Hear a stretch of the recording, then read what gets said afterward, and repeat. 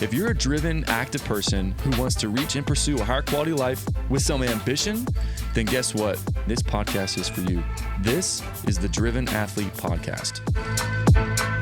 What's up, y'all? It's your man, Dr. Kyle. Welcome back to the Driven Athlete Podcast. Really excited today. We got a cool guest, Dr. Molly Rhoads, Chinese medicine practitioner, acupuncturist, correct? Yeah. So I know you're busy, but with a busy practice, so I appreciate you coming in. Thank you so much for having me. So tell us about where you're at, what your practice is, and what you all do. Yeah, so my practice is called Rhoads to Health Acupuncture. We're located in Juno Beach, and so we're just up the road here from you in West Palm.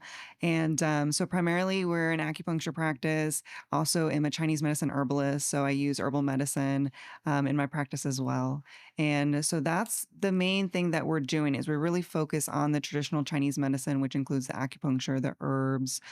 We do cupping and a little bit of manual therapy, but a lot of times I'll refer that out. Yeah. Cool. That's awesome. And when did you start how long have you been doing this? Okay, so let's see. I started practicing in 2018. I've been in this location about 4 or 5 years. Yeah. Relocated from Sarasota where I started my practice. Oh, okay. Yeah. Awesome. In the middle of COVID. So started from scratch. A lot of times I say, oh, I moved my practice. And everyone's like, no, you completely started over again. Pretty much. Yeah. I mean, also across the state, Yeah. That's hard. It was hard. And in the middle of COVID, I remember some of the doctors that I was reaching out to when I first met, they're like, are you sure you want to do this now? I'm like, yeah, we're just doing it. That's a great mindset. Yeah. I mean, just do it. Now, there's no better time than now. Absolutely. Why not? Yeah. Where are you from? Are you from the West Coast originally? No, I'm actually, I'm locally, I'm a South Florida girl. So I grew up in Palm Beach Gardens and then we moved. Oh, was it Gardens? Or yeah. Where'd you go to high school? So actually we moved when I was in elementary school. So we moved to Weston, which is west, Fort Lauderdale area. Mm-hmm. But my grandfather still lived up here. So we spent every weekend up in, Jupiter, North Palm area. Cool. So this area always felt like home to me, even though we were kind of, was going to school down there. Cool. Yeah. So, did some of my schooling in South Florida and then moved around a little bit kind of as an adult in Chicago and California. And, I've been back here in Florida since 2018 when, we moved back to our practice and everything. Yeah. Where'd you go to school? So I did my undergrad at University of Miami. I was pre-med biology major. And then I did my acupuncture training. I started at PCOM in Chicago. And then I transferred over to a school called Emperor's College in Santa Monica, California. Cool. So that's kind of how I ended up in those two areas. Interesting. Yeah. I went to University of Miami for PT school. Oh, nice. And then my wife went there for undergrad and PT school. Great. That's where we met. Yeah, that's awesome. That's UM was fun, Yeah. It's not a college town, it's way different than some of my buddies and friends who went to Florida State or University of Florida as an example, USF. Everyone said it was really fun. I spent most of the time in the library, pre-med biology. You're just studying all the time. So and UM's a hard program. It's a hard, it's rigorous, But yeah, that's so you got some good exposure. I mean, Chicago, way different culture than South Florida and then Santa Monica. Absolutely. It was really interesting for my training too, because with Chinese medicine, we think a lot about the environment and how it affects the body. So doing some training in Chicago and seeing how a cold climate really affects the conditions that we see was really fascinating, because a lot of what I learned, especially in my early days of school in Chicago, I'm I just don't see those conditions in, South Florida. We don't have as much as these cold type patterns because it's just so hot here. Yeah. So it's really interesting how much then the environment does affect our bodies and then how we treat. Yeah. Interesting. What led you to pursue Chinese medicine? Yeah, so it's an interesting story because, like I said, I was pre-med when I was in my undergrad. I always wanted to be a doctor since I was little. I don't even remember when it started. So as soon as they would let me, I started working in hospitals and following doctors, shadowing doctors during my undergrad. After I graduated, I spent some time in Nicaragua and Costa Rica working with local doctors. So I was all in with medicine from a very early age. And when I was in Nicaragua and Costa Rica, I started kind of having symptoms of I would pass out or not feel very good kind of thing. And so when I returned and I was about to start Western medical school, my health kind of just like really declined pretty quickly. Mm. And Western medicine, like no one knew what was going on. So everyone was like, did you get some sort of tropical disease while you were over there? Because I was living in really rural, environments. There was a lot of Hmm. parasites. So everyone's like, maybe you have something really weird that's affect your system. But kind of like long story short, it kind of ended up that in about 4 years, I was completely like bedridden and debilitated by my health. And this is the time that you're supposed, your early 20s. I was about to start medical school. Like everything should be fine. Yeah. And so when you get to that point and you experience that, and with Western medicine, I went to all the top doctors. Everyone was, did every single diagnostic test. No one knew what was going on. And then when I finally did get a diagnosis, then no one really knew how to treat it. They're like, oh, here's this syndrome. But we don't really know how to help you. Here's like, try some of these medications. I would respond really poorly to any of the medications that they tried. What was the syndrome diagnosis? Yeah, so my diagnosis is POTS. So it's Yeah. postural orthostatic tachycardia syndrome. And it's been a lot more popular. I don't know if that's the right word. It's definitely not the right word to use, but it's Just seems to been be more commonplace than you more thought. common. Yeah. And especially like since COVID and the vaccinations, it seems like more people are been educated about it. More people are having the syndrome, unfortunately. And when I was diagnosed, like no one knew what POTS was. And it was at to the point where I couldn't really even like stand up. So I would try to stand up, my heart rate would shoot up, my blood pressure would just drop, and I would just be out. And so, I worked with some PTs, and I've had some like great PTs at the time that they would just come to my house and they were like, okay, I guess we'll just lay you down and try to exercise and things like that. Cause I just couldn't stand up, but being bedridden at that age too, like you lose a lot of muscle mass, like it's Oh just yeah. not good. Um, so within my own health journey, I had to look at other options because I ran out of options with Western medicine and I had to get my life back. Then the option was not to get better or to find other options. So I did start using acupuncture. I was having a lot of like neurological symptoms too with the pot. So a lot of like severe migraines and brain fog, and to the point where it's like I can't even. You're laying in bed, but you can't even like watch TV. You can't even read. You can't focus enough to do that. And so acupuncture really helped me a lot with my migraines in the beginning.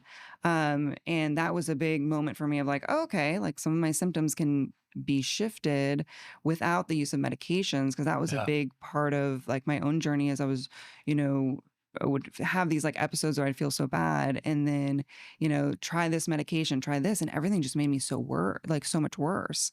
So I'm like, no, like I'm not like I'm done. Like I'm not doing any more medications. Like what other options do we have? So, nutrition was a huge piece, just kind of like all the lifestyle changes that I made were really important. Acupuncture was a big piece. I went out to a place in Texas that did biofeedback training, Okay. and that really helped me. Yeah. And I was working with this group. They were doing specific exercises with astronauts. And because when the astronauts come back from space, they have POTS a lot of the times. So this cardiologist realized, hey, these astronauts have this syndrome and we treat them, with these exercise protocol, all recumbent. So that would be really interesting for us to talk about too. Like if you have POTS patients, like what I've learned with, like, Yeah. how do you then recover from that? If you have patients that can't stand up and do treatments, you can't just say, okay, you can't exercise Yeah. because, you need to have that, that strengthening. Um, so I worked with this group that were doing like all the research with the astronauts, and I started doing their protocol that they started to shift for POTS patients. So it was a lot of like all like rowing machine, recumbent bike, some other like on the ground like strengthening exercises and stuff like that, all recumbent. Interesting. So with all that, with my recovery and then feeling better and being like, okay, like I'm ready to get back into the world. Like I've, kind of been out for a couple years. I was like, okay, well, I've always wanted to be a doctor. Let's go back to medical school. And then I had this moment and I was like, I can't, because the treatment options that most Western medicine physicians have, you're either, you're prescribing medication, you're having surgery, or, you're referring out to PT, some of these things. And I'm like, I need to be in a profession that I have more options, because Western medicine can be great for a lot of different conditions, but with patients like myself, I fell through the cracks of Western medicine. Yeah. And I have a lot of patients that are like similar stories than mine, that you have these like chronic health issues or really like complex conditions that, are not answered by Right. just a single medication. And so with acupuncture and Chinese medicine, we can always treat the patient. Which is something that I absolutely love, because even if we don't have a Western medicine diagnosis, we can diagnose via like the pulses and the tongue and what the person's symptoms are. Then we have these, we call them like pattern diagnoses. So with these patterns, then we have acupuncture channels and acupuncture points that then we can treat. And so even if we don't know that Western medicine diagnosis, we can always treat the patient. So I know we probably need to chat a little bit about like the channels and what acupuncture is and stuff too. But that's one of the reasons why I fell in love with acupuncture and how I got to it. Yeah. Because I really got to it as a patient because I needed Yeah. other options. Yeah. Yeah. That makes sense. That's a super common backstory, I feel like, of like, Yeah. what got you in this profession or this profession? I had this experience led me to appreciate this or not go this direction or purposely go this direction. That's a super common thing. Yeah. At least, from and similar on my end too. So yeah, explain acupuncture. Yeah. So let's talk a little bit about acupuncture. So a patient calls you and says, hey, I have this thing going on. You do acupuncture. And they say, what is acupuncture? Yeah. What do you say? So, okay. So what I say to that is with acupuncture, we need to start with the channel system. So we need to just think of it as like, it's just a fact that we have these acupuncture channels, pathways, meridians, there's different ways to say it, running through our body. So they're running, they cover the whole body. So we have channels that are going to the leg, that go all the way up to the head. We have some that start on the hand and go up to the head. So these acupuncture channels are carrying what we call chi. So that's your energy in your body. So the chi travels through the acupuncture channels and it balances out your body. So when someone is perfectly healthy and feeling great, the chi, the energy in the body is moving through all these channels evenly. Everything's balanced. There's enough energy and everything's feeling great. If, let's say, you have like a pain condition, the chi is stuck in these channels. So they just get blocked.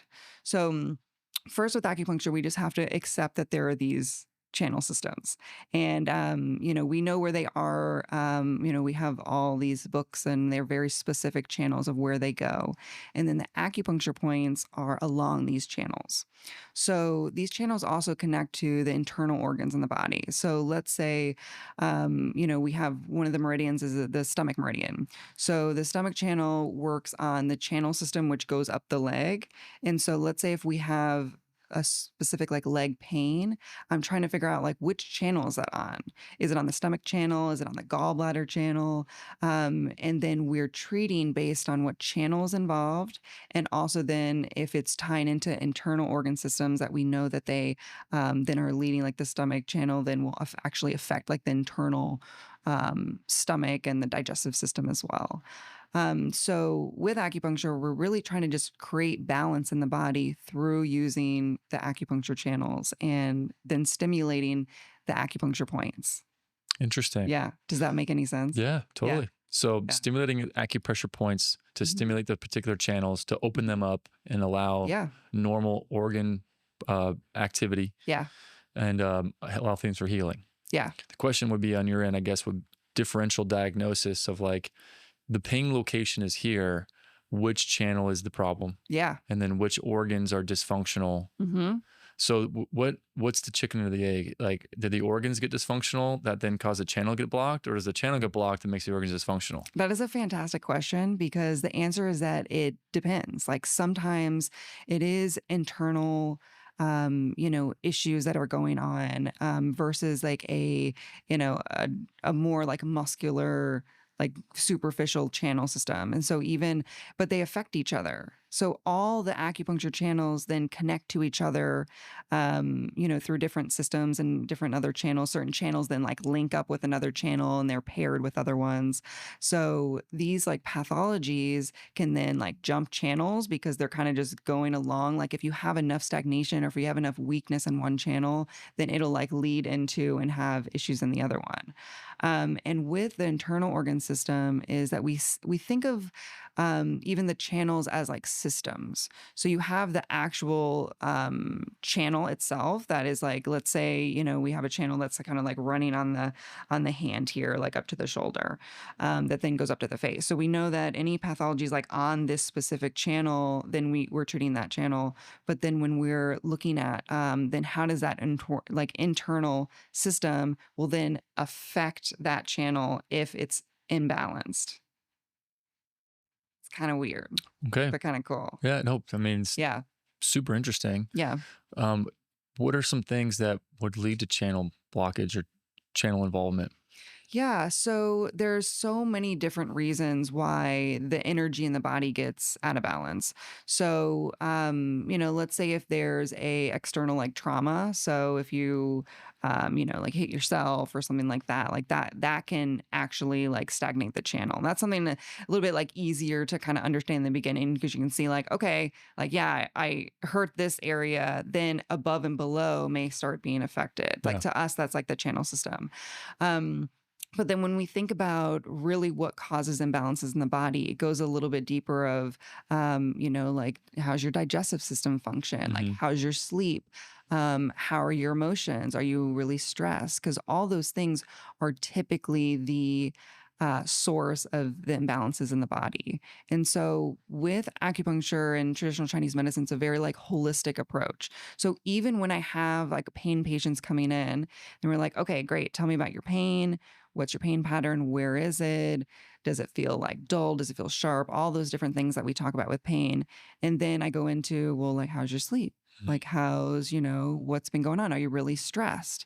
Because these things all matter. And when we're treating like the patient as an individual, because I'm not just treating neck pain or back pain, we're treating you as a person who Right. then happen to have that pain condition. So Right. all of it is really, really connected. Yeah.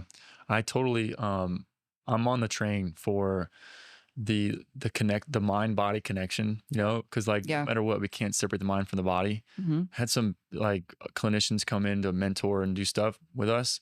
And they were like, after 10 years of practice, like, what do you feel like you've weaned more into with your practice, And I'm like, one thing I've come to appreciate a lot, I feel like one of the main drivers is just the psychological component of the pain experience and Yeah. pain development, lingering pain, how things develop, and then there's the healing process, Yeah. because you can't, like, it's a fact that like psychological stressors or impacts can manifest into physical symptoms, Absolutely. like it's totally proven, Yeah, we see it all. I mean, I see it every day in my practice. Yeah. And maybe one of the most common things that I see for that and that people can actually relate to is like trap pain.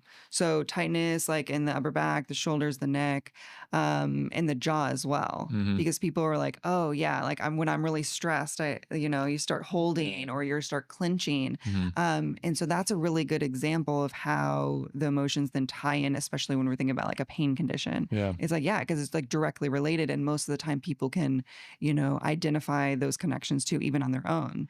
But that happens with other types of pain conditions too. And sometimes that you don't think are related. And a lot of times patients will tell me that they're like, oh, I have this pain and I also have, this other stuff going on, but it's like two completely different things. And I'm like, no, Right. not really. That's like actually connected. Yeah. Yeah. So people usually reach out to you if they're in pain of some sort versus I just feel lethargic. Like I feel like my, just not my normal high vitality self.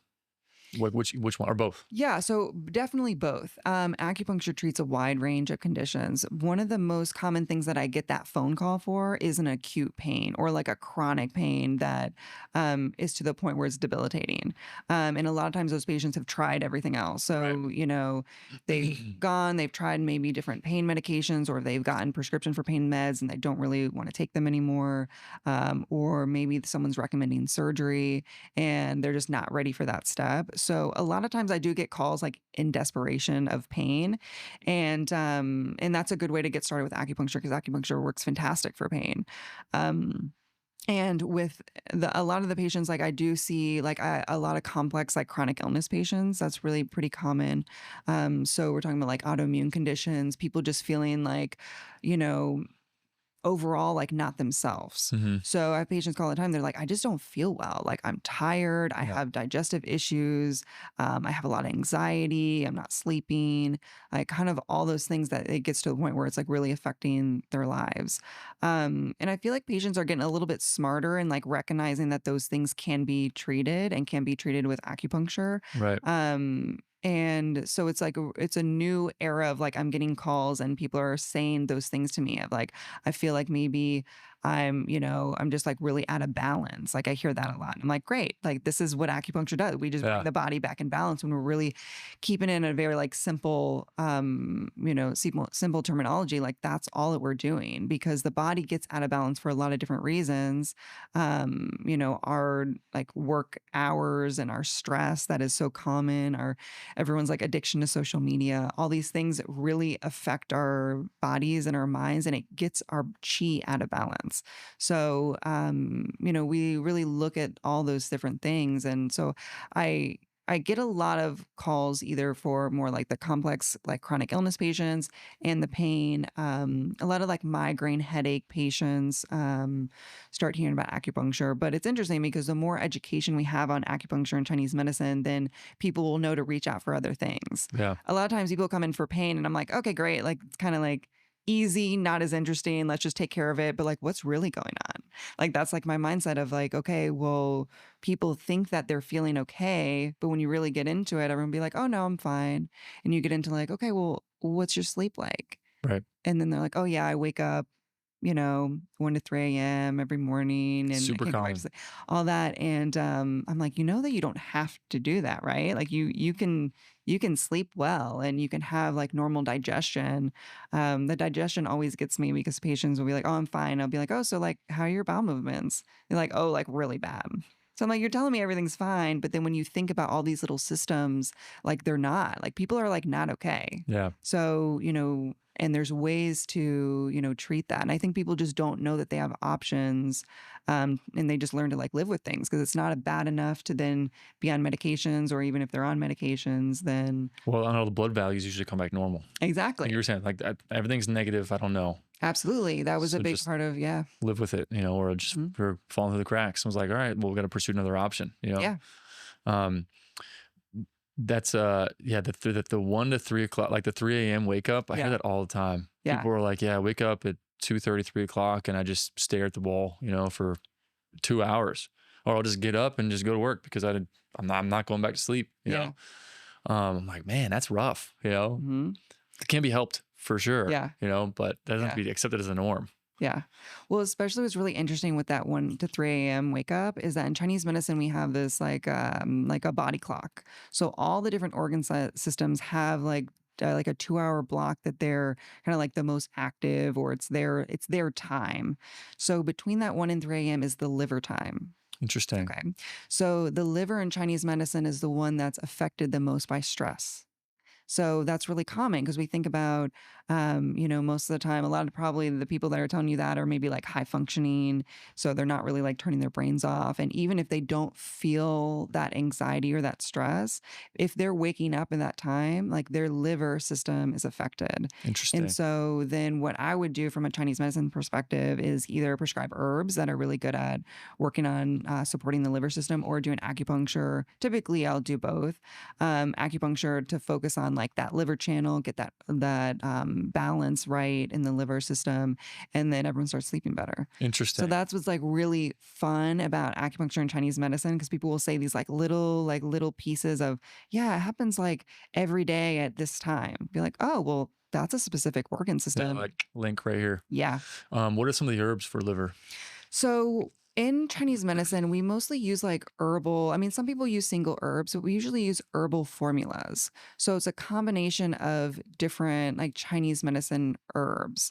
And so depending on the other things that are going on with a person, we'll typically customize the formula, or we have formulas, they're called like patent formulas that we kind of have like pre-made that have different herbs that are doing different functions. So we usually don't give one herb of like, this is the liver herb. Like, this is the formula that matches your body and your pattern diagnosis, like right now. And a lot of times that will like change. Interesting. And a lot of like how then we would determine, let's say, like what the imbalances are is like feeling the pulses, Okay. which is really cool and really weird. Yeah, explain that. Yeah. So in the Chinese medicine pulse diagnosis, there's lots of different ways to do it, but there's 3 different main positions on each side. Okay. And they represent different organ systems. So on the right side, you have the lung system, the spleen system, the kidney system. On the left side, you have the heart, the liver, and another aspect of the kidney. So essentially, I don't even need to talk to you, and I would just feel your pulses, and I would tell you what you're feeling. Because each of those positions, we're feeling the actual imbalances that we were just talking about. And so we can feel like, oh, that pulse feels like weaker than the others. Mm, And then we know that then that system is a little bit deficient. Or like with that 1 to 3 a.m. wake up, I would probably feel on this position, the second position on the left hand, like that pulse is probably going to be like stronger and like a little angry. Like mhm. usually it'll feel like wiry, like really strong. Like if you're like plucking a guitar string or something, the pulse in that position will feel like that. Interesting. And so that's how a lot of times then we will create herbal formulas, because that gives us even more insight of, okay, we know that you have these symptoms, but underlying, is your body like weak? Is it, too strong in different areas that we need to kind of bring that energy back into the other systems? Interesting. Yeah.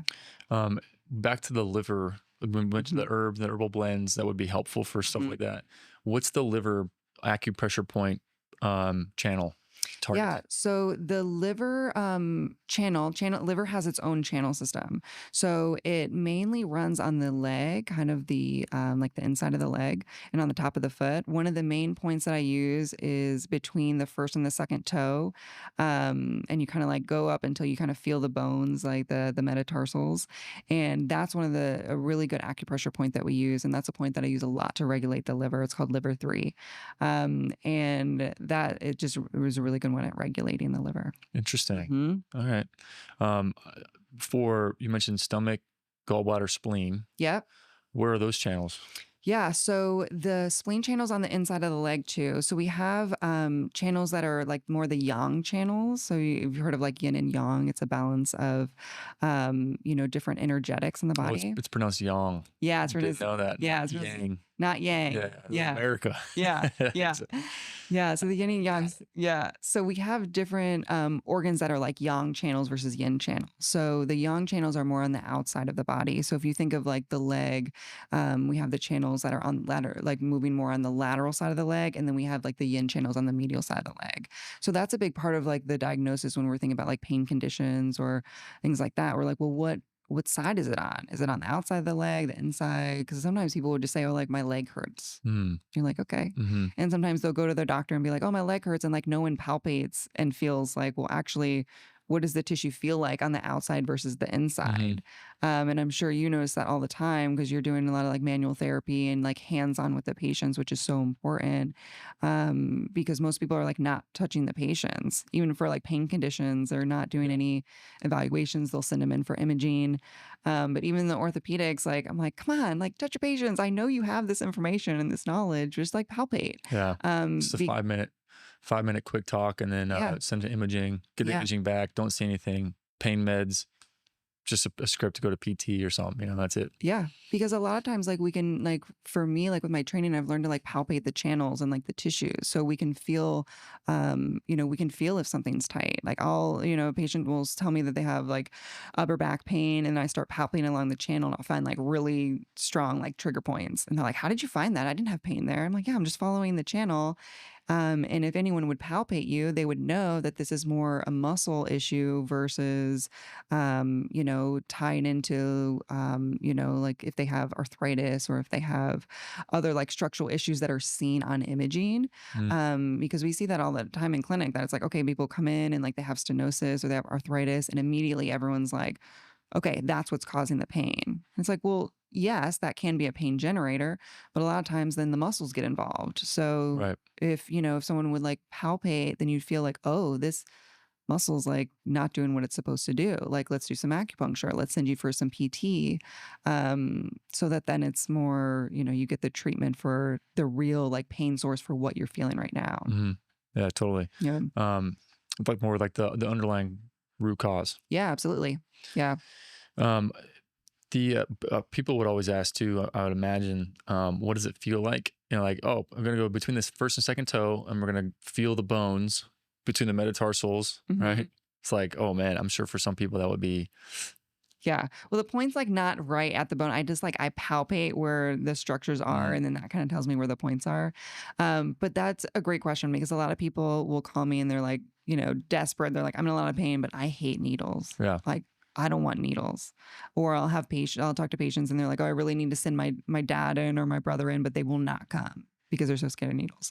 But the acupuncture needles are so tiny, like they're so thin. I know you do a little dry needling, so mhm, you're familiar with the needles too.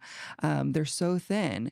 And, sometimes you may feel the points a little bit, but it shouldn't be painful. I actually practice a very like gentle style of like needle technique too. So the majority of the times, like patients don't even feel the needles go in. I'll be like, okay, you ready? First one's going in. And they're like, did you do it?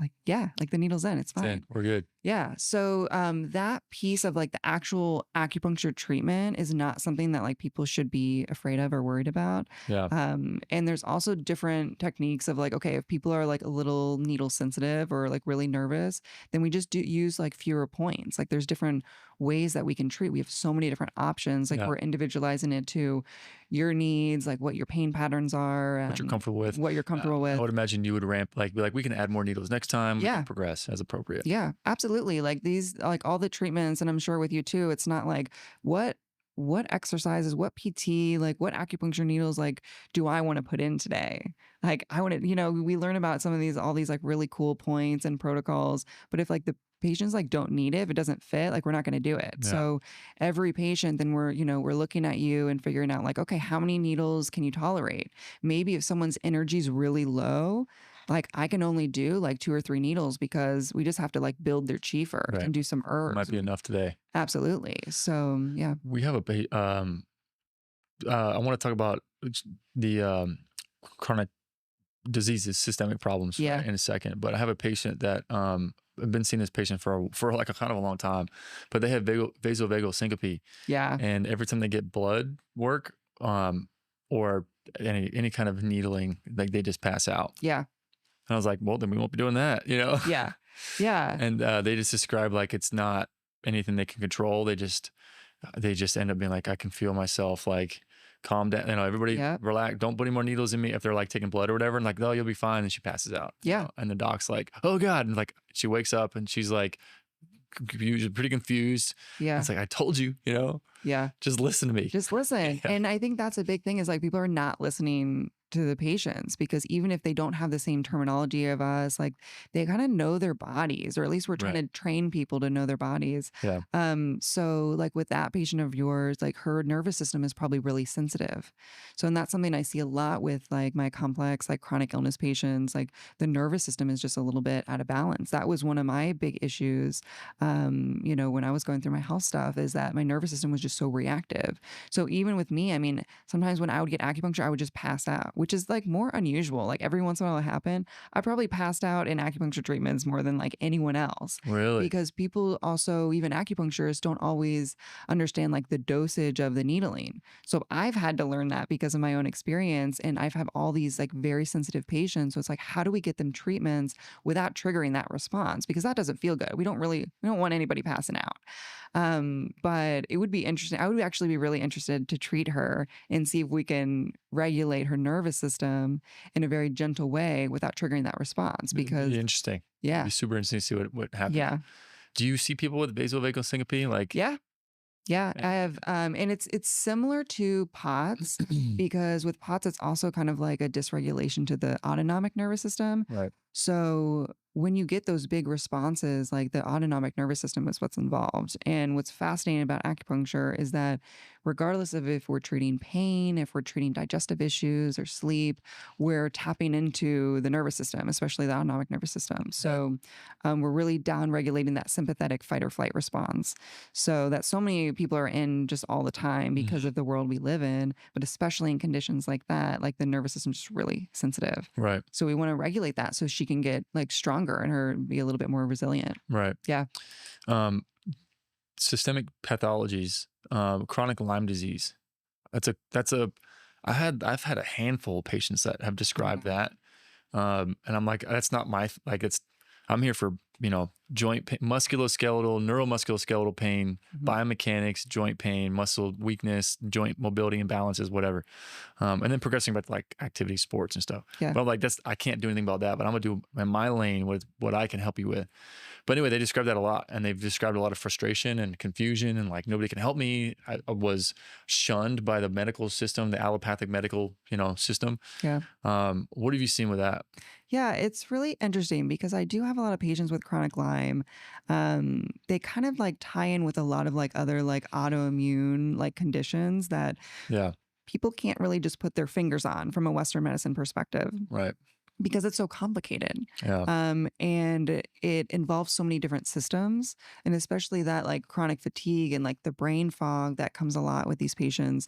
They don't have a lot of options with Western medicine unless things are like caught early, and then they do different, protocols to treat it. And it's definitely something that we're seeing more of. Um, and I don't know if it's just because people are being diagnosed a little bit better with it, but it seems like there's a lot of chronic Lyme patients. From a acupuncture standpoint, we're really trying to then just go back to the basics of I'm always really interested in the Western medicine diagnosis with my background, and like whatever information that we can get then gives us power to help like Right. treat the patients. Of course. But sometimes like in these like chronic, like complex, like weird conditions that people are having all these different symptoms, then I go back to the basics of what is the traditional Chinese medicine like diagnosis. Because sometimes like we don't have good answers with like a Lyme diagnosis or like Bartonella and, some of these other like pathogens that are then creating, more chronic illnesses. So going back to reducing inflammation in the body is huge for these patients, and really trying to like support the energetics of their body, support their immune system, balance out the nervous system, because a lot of these patients then have like neurological symptoms like associated with it too. Right. So, supporting them in a very like holistic way is something that I see as very beneficial to these patients. As everyone's still trying to build like from a functional medicine standpoint and, Western medicine, like what can we do to treat these patients? Like, for me, it's like, I'm just going back to the basics. Like, what have we known for thousands of years to like treat these patterns, even if we didn't have the same name for it in like our traditional Chinese Right. medicine, like books and stuff. Yeah. Yeah. Yeah. Do you and Dr. Danielle and Dr. Joey and that crew, do y'all collaborate with patients pretty often? Yeah, they're awesome at Wellness First, and they're seeing a lot of like chronic Lyme patients right now, and so we have a lot of mutual patients, and it's just really great to like work together because it's a team effort, especially with these patients. Like, I wouldn't want to be treating these patients just on my own with acupuncture, because sometimes they need other support, and like Right. if there's IV therapies that are benefiting these patients, like why would we not do that on top of like Right. what we're doing, or making sure they're moving their bodies and making sure they're seeing you, and very like holistic approaches, especially with these like chronic illness patients, is is 100% key to the recovery. You have to hit it from all angles. Yeah, totally. No, that's good. Yeah. That's I think that, I mean, team approach, and also just the mindset of like, I think one of my pet peeves, I would say, is someone who's like, no, I got this. Like, this is like, let's keep it all here. Yeah. I'm like, yo, get over yourself. Like, there's other people that have other experiences and expertise that can maybe bring some things to the table, different perspectives and stuff. Yeah, that's just one of my pet peeves. Yeah. But I'm with you on that one. Yeah. And I'm like, it's an ego problem. You know, it's the bottom line, where I'm like, even arguing as an example with the chronic Lyme disease, I would imagine in like the 90s, early 2000s, I could see very knowledgeable docs that are very experienced and stuff be like, I don't understand this. This is out of my, I don't understand. Yeah. You know, you're just, it's not part of my medical, it's made up, you know? It's like, well, you just don't understand it. Maybe it's not made up, right? Yeah. It might not be outside of your scope right now, you know? Where can we refer this person to a different route? You know what I mean? Yeah. Anyway, I wanted to ask about migraines. So that's a really common thing that I've heard with people. Like when I hear acupuncture, I usually think of digestive problems and then headaches. Yeah. What's the migraine headache channels, pathways? Yeah. So the main one that I see with migraines is the the gallbladder channel, which also is tied to the liver channel too. But the the gallbladder channel runs kind of from the back of the head here, runs kind of throughout the whole body, but it kind of crosses up over and goes like towards that eye and then kind of circles back around. So that system is the one that I probably treat the most often for like a true migraine that's kind of like one-sided. People start feeling it in their eye. That's like gallbladder channel. And what's interesting is that patients typically will like trace the channel. They're like, I have the pain from here, and then sometimes it goes back. I'm like, yeah, that's the acupuncture channel.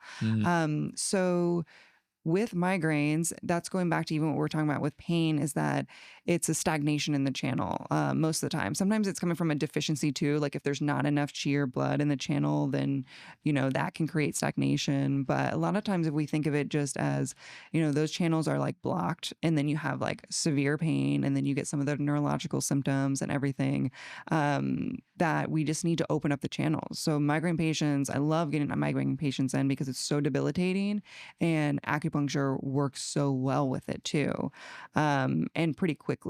And a lot of times with migraine patients, they'll text me, they'll be like, I can't get in, like it started, and I'm like, get here. I'm like, I don't care, like, you know, have someone come and get you in here, because it helps so much, especially to stop the cycle of patients that then are in migraines for, you know, like 3 or 4 days, or if they end up taking some of their Western med drugs just because they have to function, then they get in these cycles of, you know, it'll go away and then it comes back like a day and a half later or something, and then you're in the cycle. So perfect. Take more meds. I know, but that's what happens. They get in the cycle, and and really trying to figure out like what's the root cause of the migraines that they're having. So that's where it comes into, you know, like the pulses and everything else that's going on in their body that we were talking about before, that we kind of go through, is that, you know, how do we then prevent them? My goal is for migraine patients to like not have to have a migraine for them to come in for. Like, how do we just stop them? Right. And a lot of times, like I forget some of my patients that I have all the time, like they first came in for migraines, because we don't even talk about them anymore. Because we just treat them and we start treating other things. Yeah.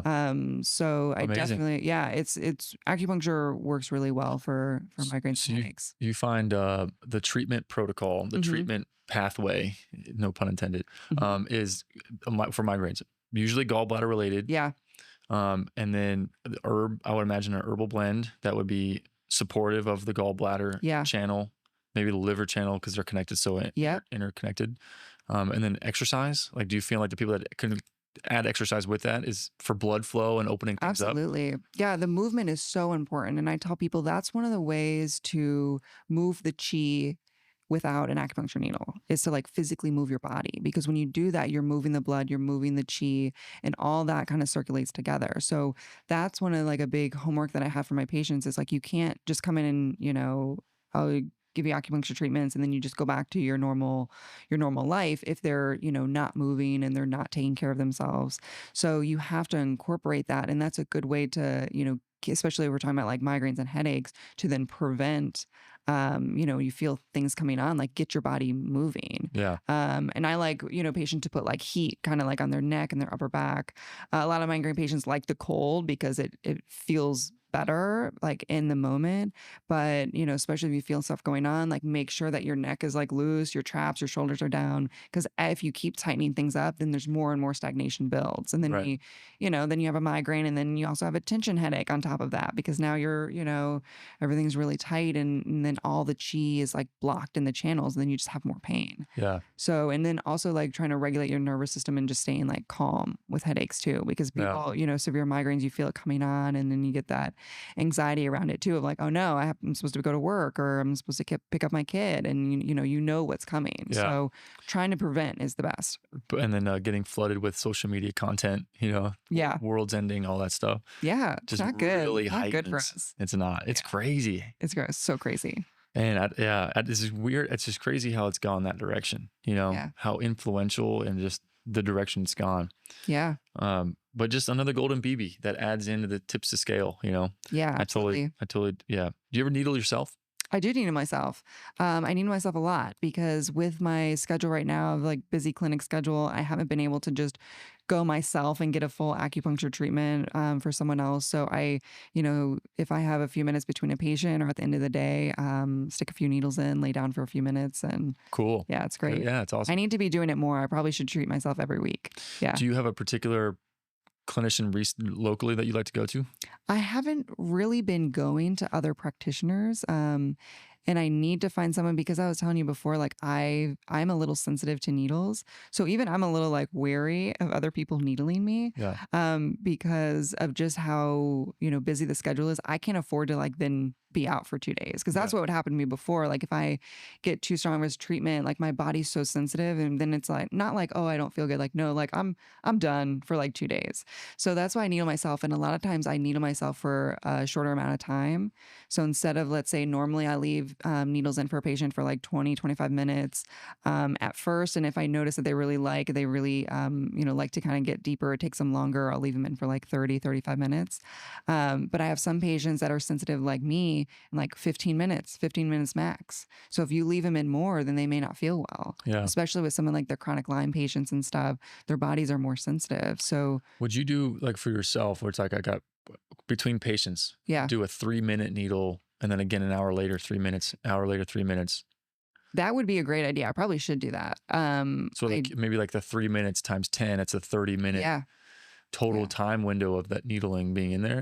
Is that something y'all do? No, I mean, short time, long, high frequency. Yeah, I think yes, in the scale of what you were just talking about, like that's a great idea for me. And I'm like, I think I should needle myself like that because I think my body would respond really well like that. But with certain patients, they need like kind of like the microdosing of the acupuncture.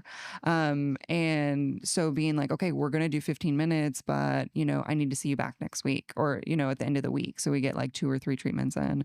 Majority of my patients I see once a week regularly, probably for about like 4 to 6 weeks if we're kind of like working on like one specific condition.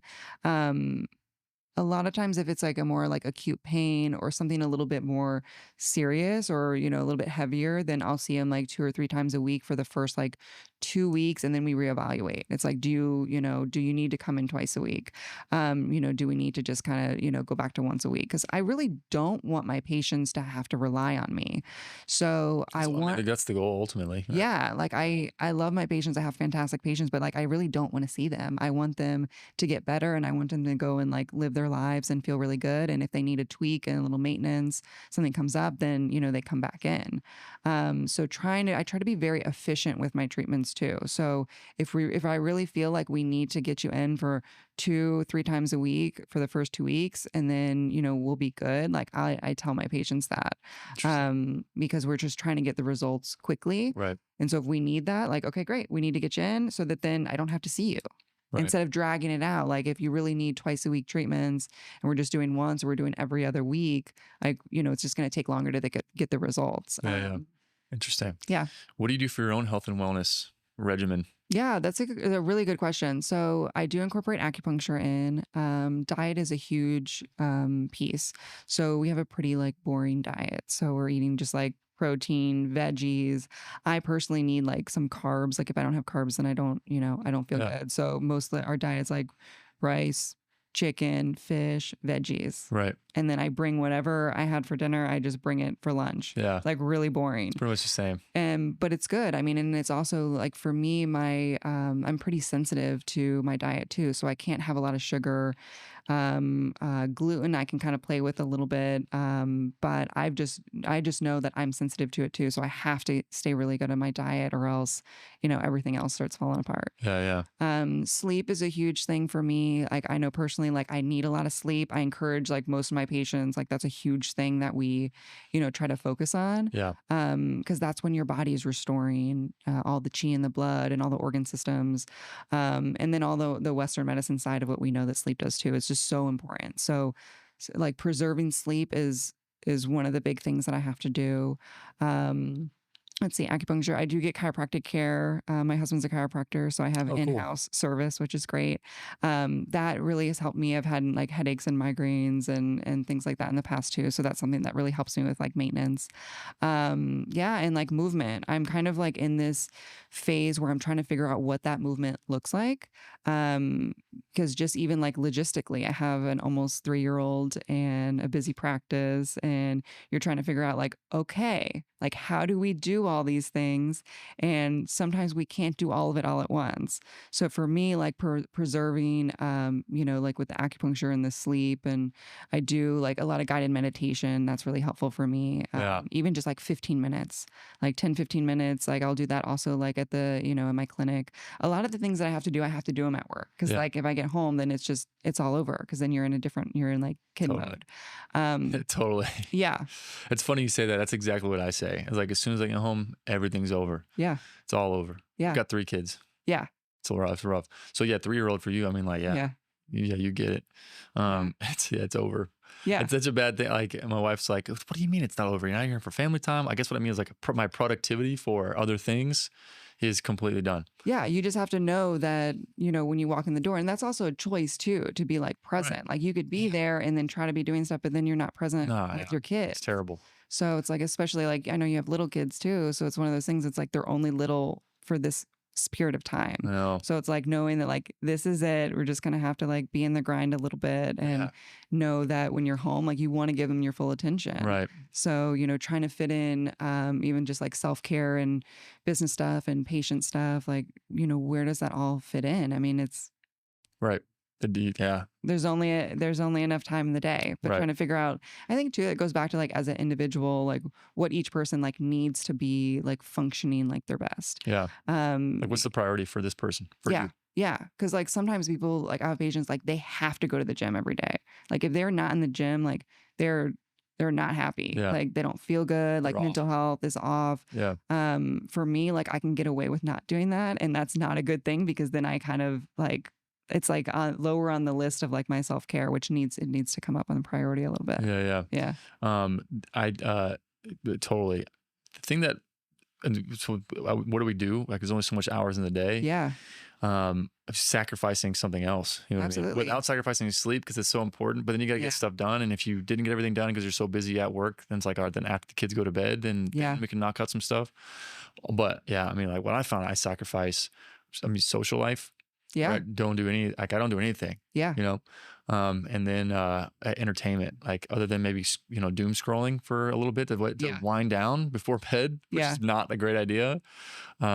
It's a hard one. I don't all the time, but but that's it. It's like TV, movies, date nights, like social life. Yeah. Nothing, I know. I'm with you on that. It's hard, but it's like seeing that like this is just a period of time and like knowing that, you're making these like choices so that then you can be present for, your kids and your business. I'm asking like, what would I want? You know what I mean? Like, oh darn, I can't watch football or like watch movies and stuff. Like, what would you rather have? Oh, my little kids and like actually focus on them. That's way more important. Yeah. Totally. I for sure want to trade that.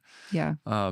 The other hard part I feel like I struggle with is, and you tell me your thoughts on this too, is being home, being present, but mentally still thinking about other things. Yeah. If I'm like, man, focus, like just let that go. Yeah. And just focus on building blocks right now or erasing the cars, like that's what we need to coloring, that's what we need to focus on right now. Yeah.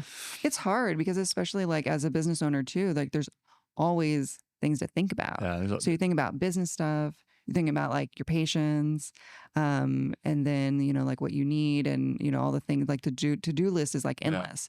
So, you know, I think the big part of that is like putting the phone away. Because sometimes like if you just like, oh, if you like check a message or you like check your email and like see that, I try to like just completely put my phone away when I'm home. Like I just put in like the drawer with the keys.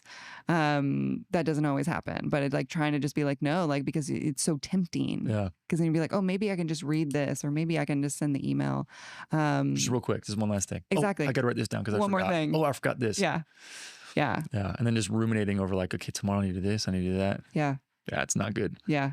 We do the same thing. Like I try to put my phone down and just like, usually I try to tell people like if it's between 4:30 or 5 until 8:30, I'm usually just MIA. Yeah.